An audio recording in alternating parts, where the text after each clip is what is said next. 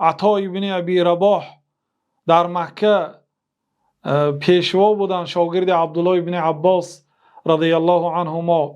وقتی که حاجی ها آمدن من سیدکم، سید اهل مکه کی است؟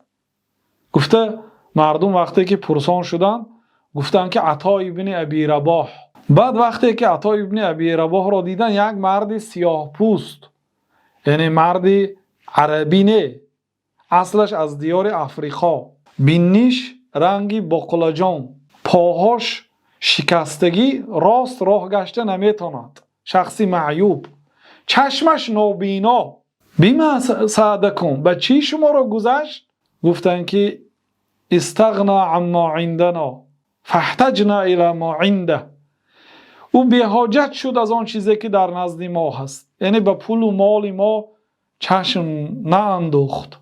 او بی‌حاجت بود از آن چیزی که ما داشتیم، مجبور ما حاجت پیدا کنیم به آن چیزی که او دارد، یعنی علم عبدالله ابن عباس گرفته بود.